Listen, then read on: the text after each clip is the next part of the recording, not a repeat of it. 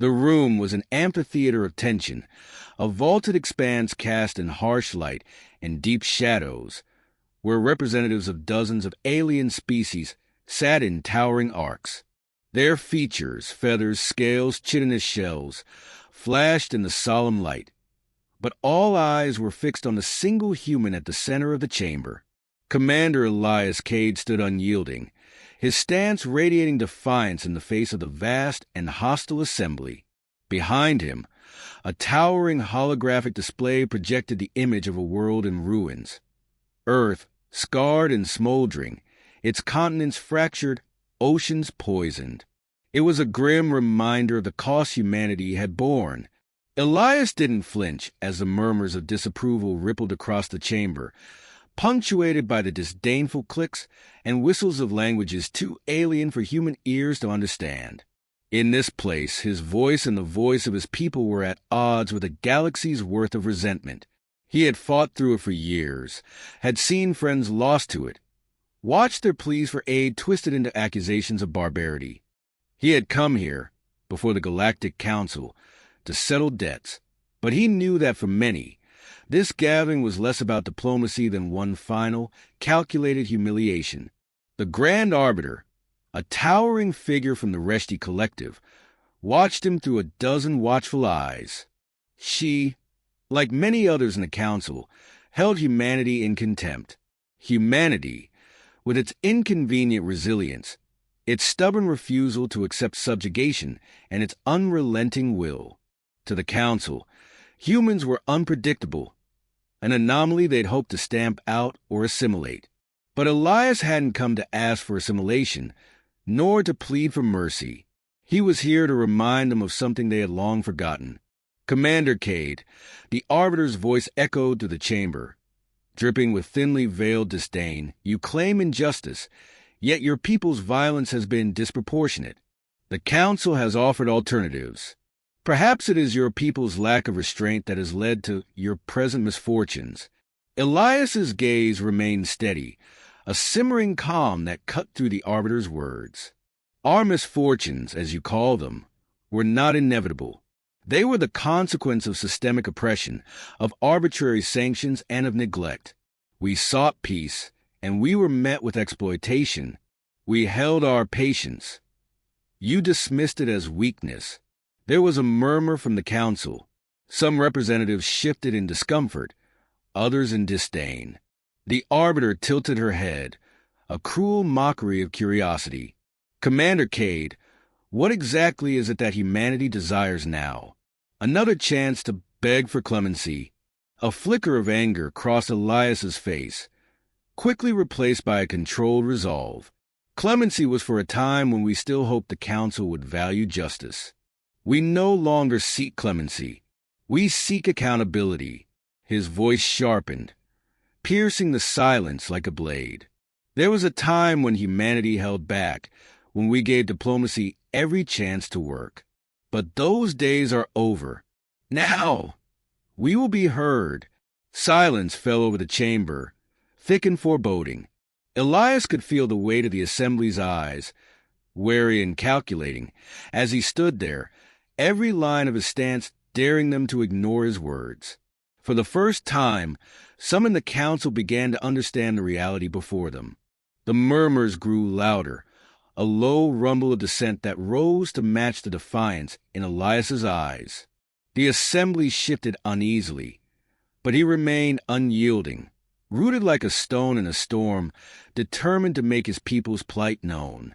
His eyes scanned the amphitheater, locking momentarily with representatives who had turned their backs on humanity, left Earth to burn, and profited from every cycle of their suffering. A narrow figure, adorned in thick-plated armor that glinted like polished steel, leaned forward, his eyes gleaming with disdain. Ambassador Kralvek of the Eurasia Dominion spoke up, his tone smooth but laced with venom. Commander Cade, humans speak much of suffering, but it is a suffering you brought upon yourselves. You cannot claim victimhood when it is human nature that brought you to this point. You are a young species.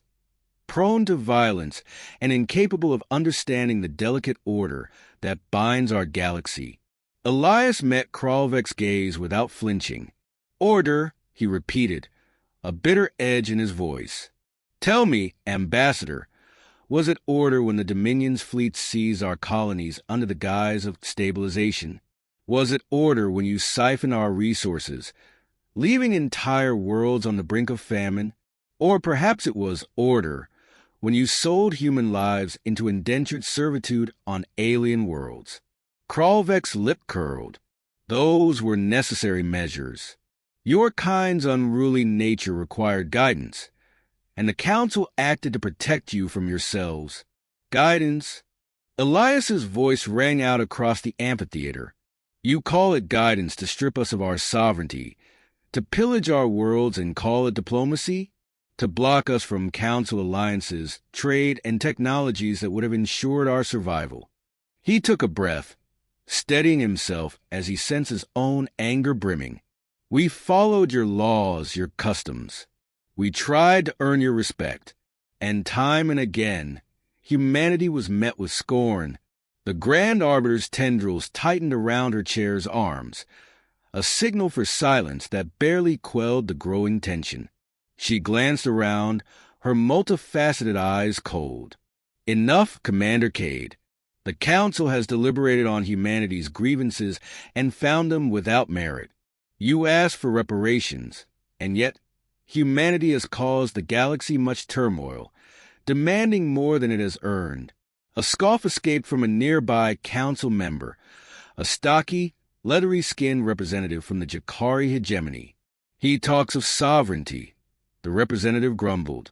"Humanity does not know its place. What arrogance! Thinking it can lecture us."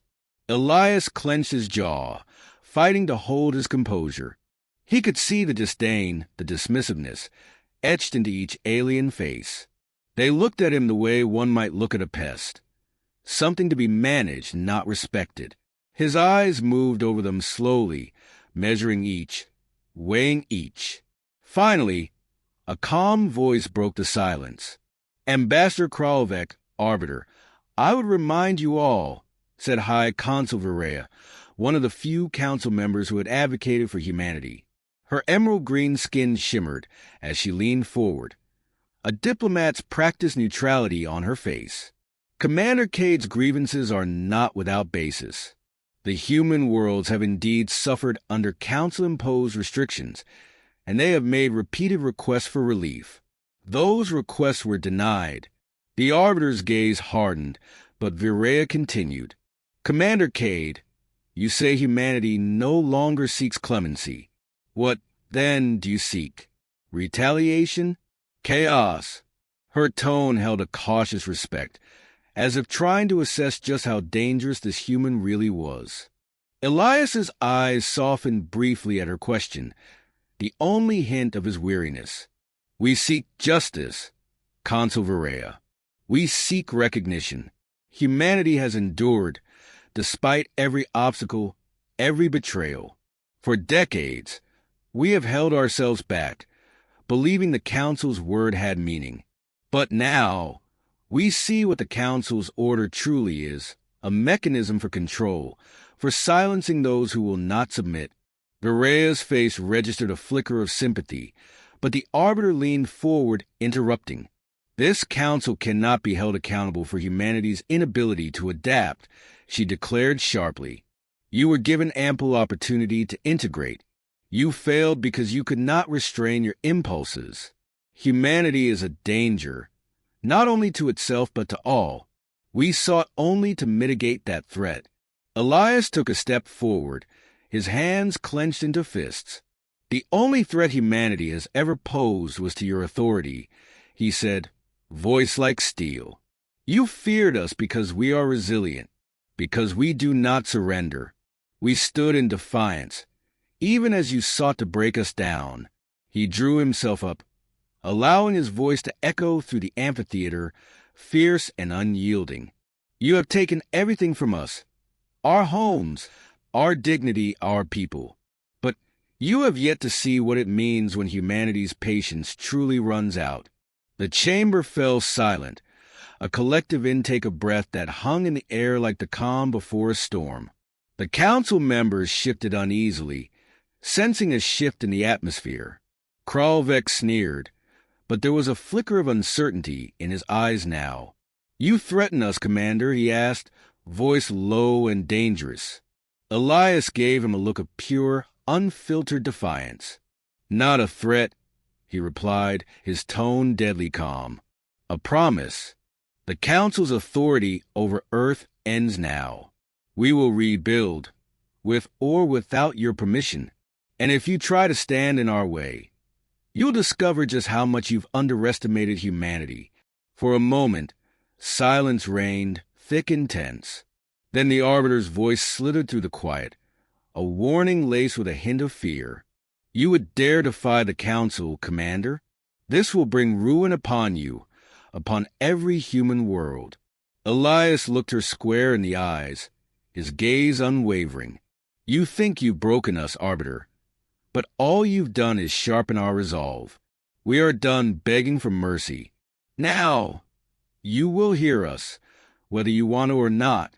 The tension in the amphitheater had reached a breaking point, a silent, electrified threat pulsing through the air. One by one, council members began to avert their eyes, uneasy under Elias's gaze.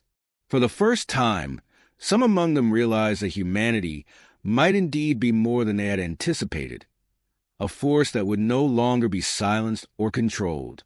The silence in the council chamber was shattered by a piercing alarm that echoed through the vaulted halls, a stark contrast to the tense quiet that had settled.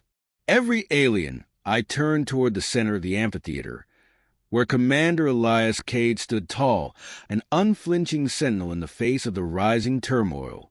His expression was calm, but beneath the surface, a storm brewed, a storm born of generations of suffering, betrayal, and unbroken will.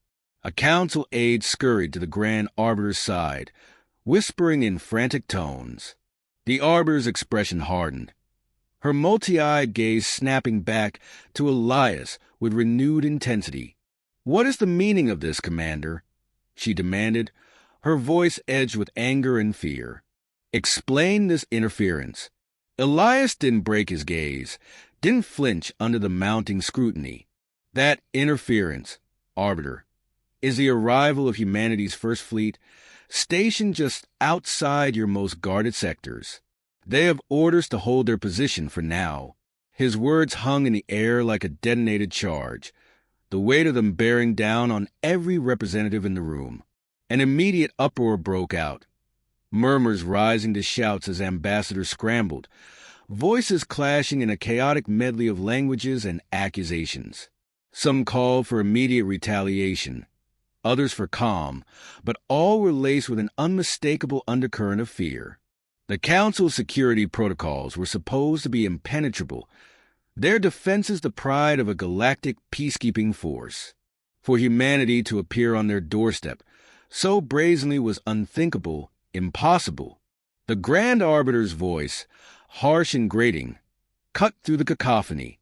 "Commander Cade, this act of aggression, this threat against the Council, is an outrage. Do you understand the consequences of what you've just done?" Elias didn't blink. "I understand perfectly, but let me make one thing clear. Humanity has no interest in war, not unless you force our hand. We only wish for what was denied us, our sovereignty, our autonomy. And we have taken measures to ensure that we are never again silenced, exploited, or left to die for your so-called order." Kralvek sneered, recovering his composure just enough to lash out. "You think your fleet, your paltry forces, could stand against the might of the Council's armada? This is nothing but a desperate bluff, an attempt to save face after your own failures." Elias's gaze bore into Kralvek, unyielding. "You still don't understand, do you?" His voice was steady but cold, filled with a lethal certainty that sent a chill through even the most hardened members of the Council. "This isn't about numbers or even firepower. This is about the lengths we are willing to go, about what we've been willing to sacrifice. Every ship in that fleet, every soldier and pilot, knows exactly what's at stake. We are ready to defend our right to exist, whatever the cost. The room fell into stunned silence. It was one thing to face a battle of ships and strategies, but something else entirely to confront an enemy willing to sacrifice everything, willing to die not just for survival, but for the principles that had been denied to them.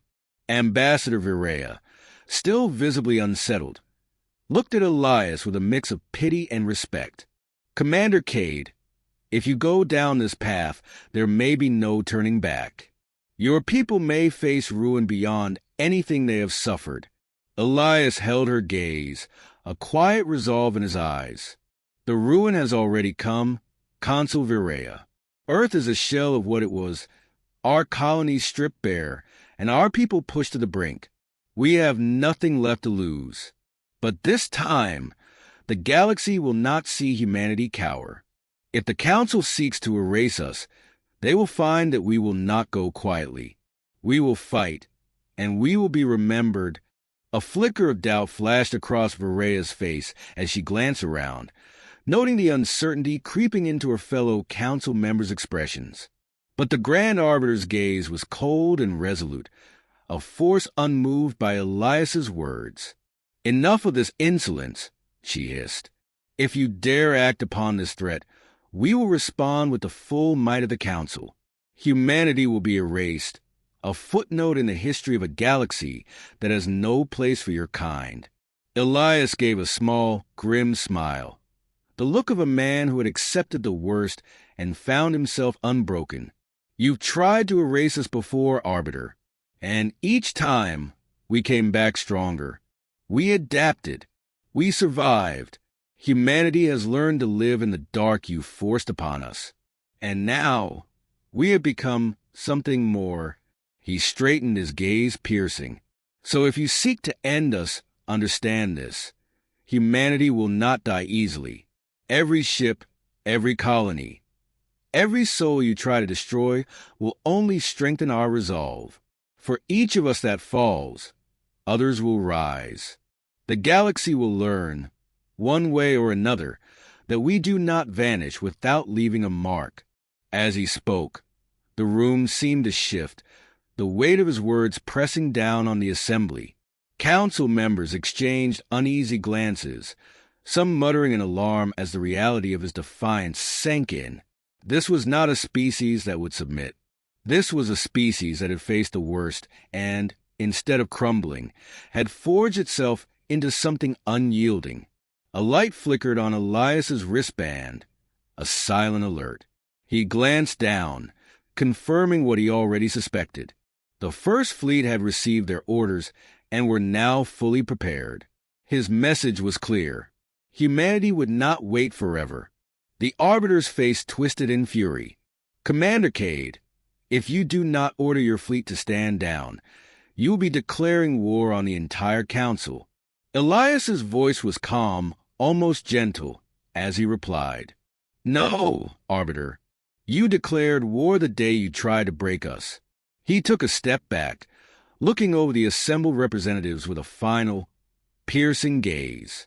"We will not surrender. We will not be silenced.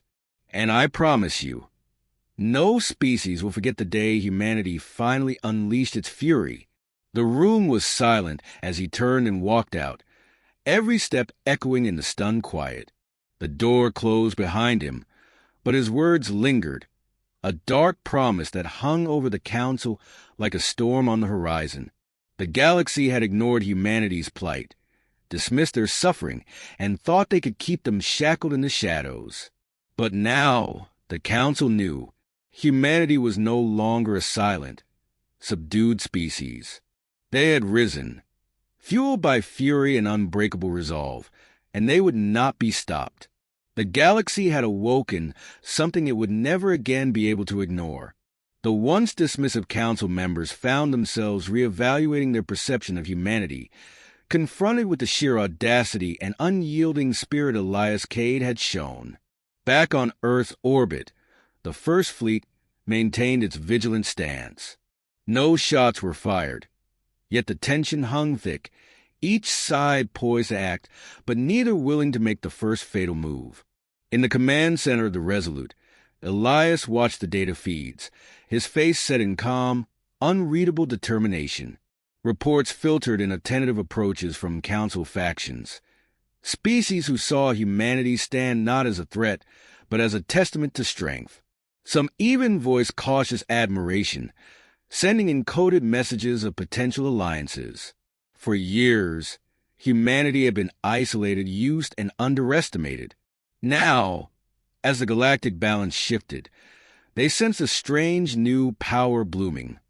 One born not from wealth or vast armies, but from sheer resilience. The Council had glimpsed humanity's resolve, and it was not something that could be easily forgotten. A Council envoy transmitted a message, a call to negotiate, but this time on far more equal terms. Elias could see the subtle shift in their phrasing, the hesitation, the unwilling respect that had begun to creep in. He knew it would be a slow process, that mistrust and old grievances would not disappear overnight. But he also knew that the Council would think twice before pushing humanity again. In a quiet moment, Elias looked out through the viewport, watching Earth's blue glow in the distance. The journey ahead was uncertain, and he knew there would be other battles. Against prejudice, against those who refused to let go of the past. But humanity had taken its stand, and the galaxy would never see them the same way again. As the Resolute shifted course, Elias felt the weight of the moment. Today had not been a victory in the conventional sense, but it was a beginning, a promise that, united and unbreakable, humanity would forge its place in the stars. And as long as they were remembered, they would never again be silenced.